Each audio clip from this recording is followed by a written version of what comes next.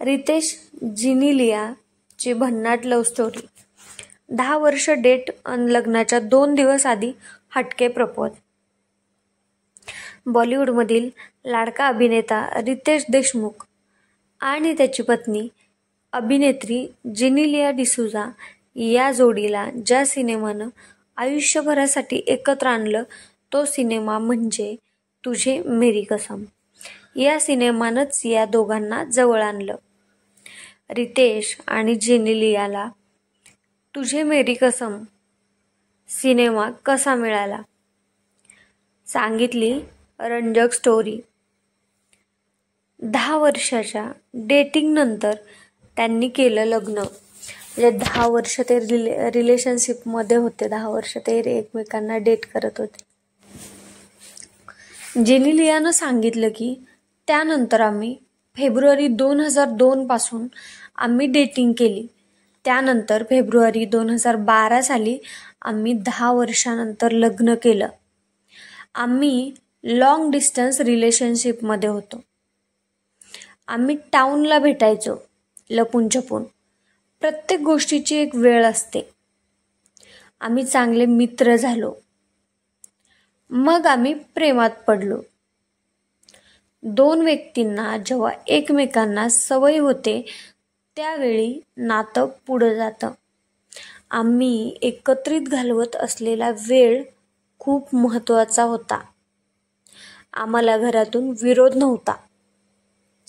जिनिलिया म्हणाली की माझी आई म्हणायची काय चाललंय, तर आम्ही म्हणायचे आम्ही काही नाही. लग्नासाठी कधीच घाई केली नाही.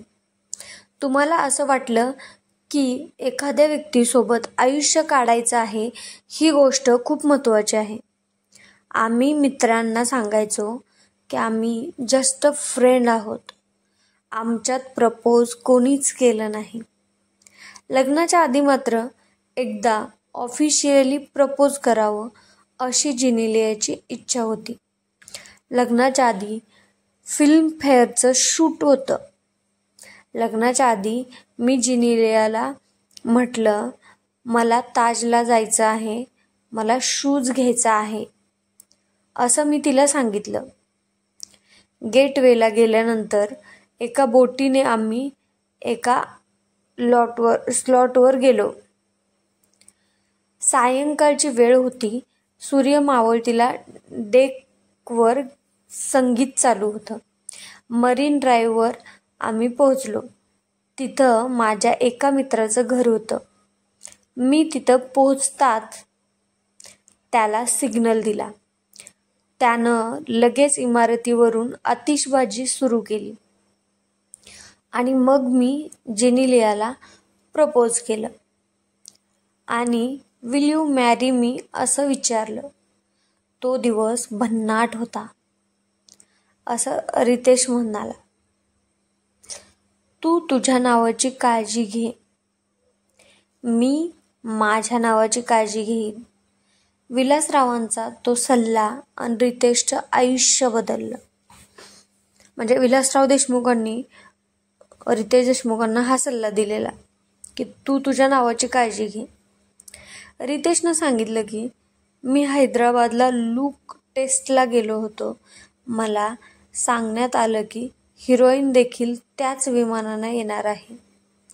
आम्ही विमानातून उतरल्यानंतर प्रोडक्शनच्या एका व्यक्तीनं आमची ओळख करून दिली. त्यावेळी मी जिनिलियाला हाय केलं तर तिनं ॲटिट्यूड दाखवत हॅलो असं म्हटलं, असं रितेशनं सांगितलं. यावर जिनिलिया म्हणाली की मी विचार केला की हा मुख्यमंत्र्याचा मुलगा आहे, तो ॲटिट्यूड दाखवेल.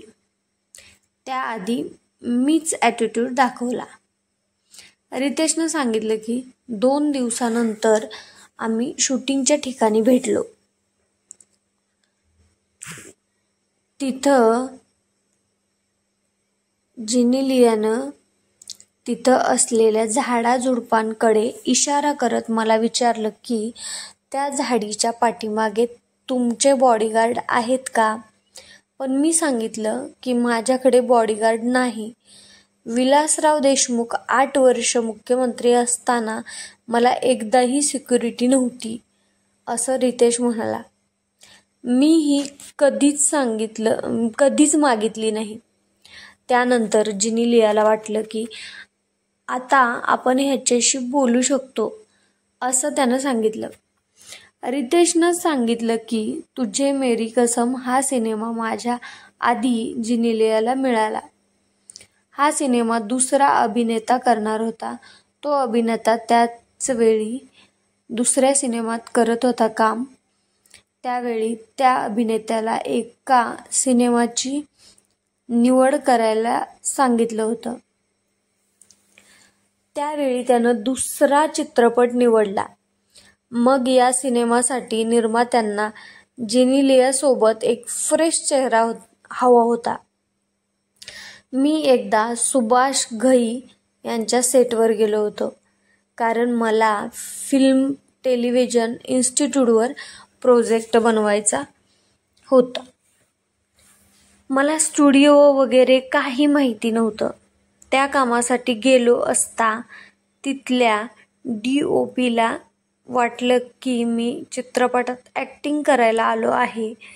या घटनेच्या 1.5 वर्षानंतर मला फोन आला की असा एक सिनेमा आहे, त्यात काम कराल का? त्यावेळीही मी बघू असं सांगितलं. मला वाटलं आपल्या पुढच्या पिढीला सांगता येईल की आपल्याला चित्रपटाची ऑफर मिळाली होती. त्यानंतर ती त्यांना भेटायला गेली तर त्यांनी डन असं सांगितलं. जिनिलियासोबत भांडण झाल्यानंतर रितेशची भन्नाट ट्रिक.